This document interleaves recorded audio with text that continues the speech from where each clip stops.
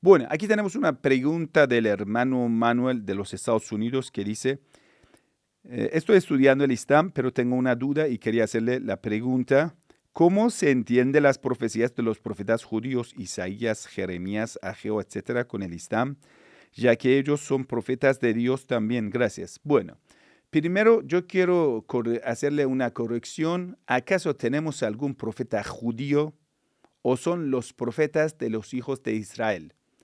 Dos conceptos diferentes, ser judío o ser hebreo.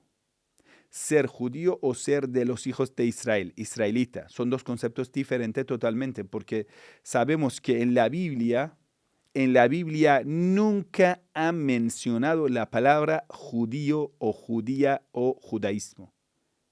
Entonces, ¿esa palabra de dónde sale? La primera vez que ha sido escrita esa palabra dicen que era para 150 años antes de Cristo. Quiere decir, para el tiempo de los Mocábides. Pero antes de eso nunca tenemos esa palabra judía.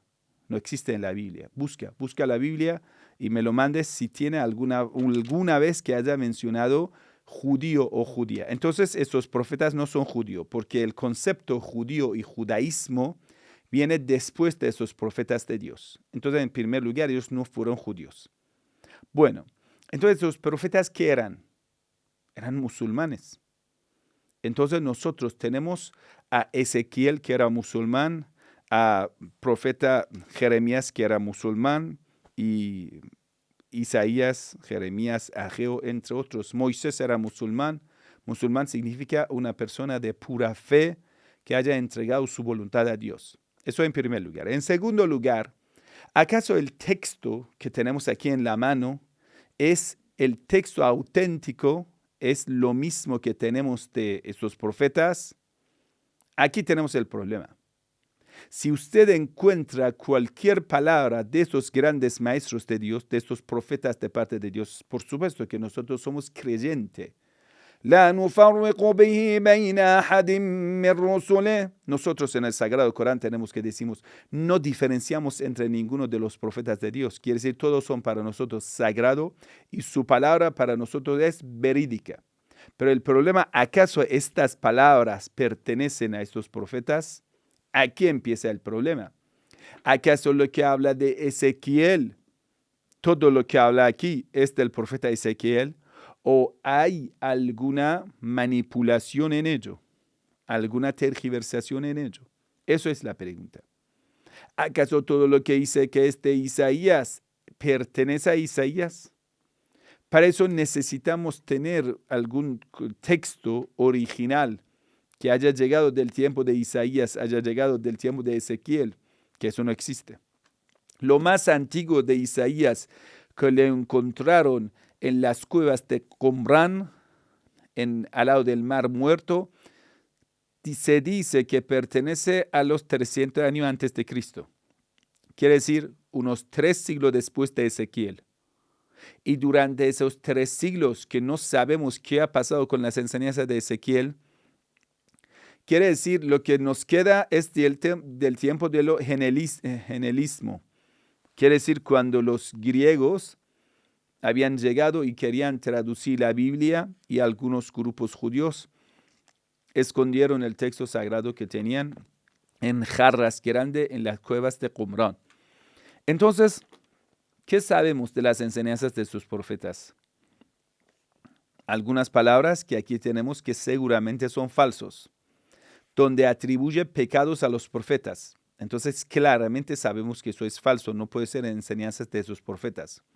Donde dice que un profeta, por ejemplo, profeta Lot haya cometido incesto, que, por ejemplo, profeta Jacob haya mentido, o algún otro profeta Noé haya quedado emborrachado, ¿sí? Todo eso es falso.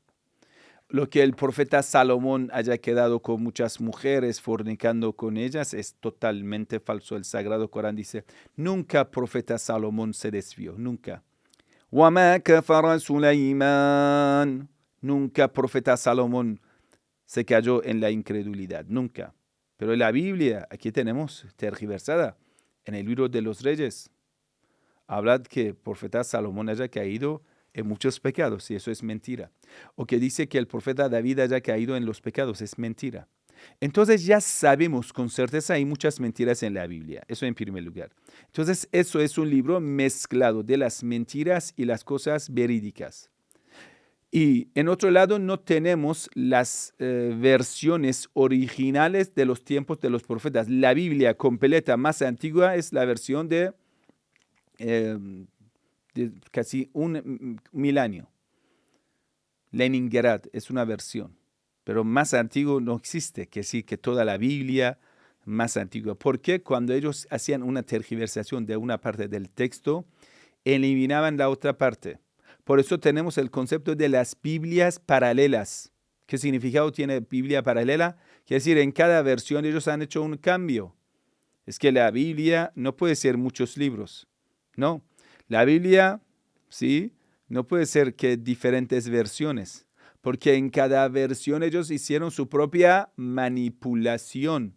Entonces, una persona que quiere estudiar la Biblia tiene que ir a ver la versión original hebrea, que lamentablemente esto tampoco tenemos una versión antigua que haya quedado del tiempo de Moisés, porque en el tiempo de Moisés esa Biblia no existía. En el tiempo de Moisés no estaba escrito Antiguo Testamento, no estaba escrito el libro hebreo. Es que ellos lo escribieron unos 8 siglos después de Moisés. Entonces, ¿qué haya quedado de las enseñanzas de Moisés? Es una cosa, podemos decir, una historia borrosa, una historia muy ambigua.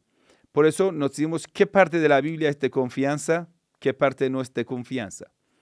Tenemos 3 partes en la Biblia. Primero, algunas partes de la Biblia que el mismo concepto lo tenemos en el Sagrado Corán y se coinciden. Quiere decir, la enseñanza bíblica coincide con el Sagrado Corán.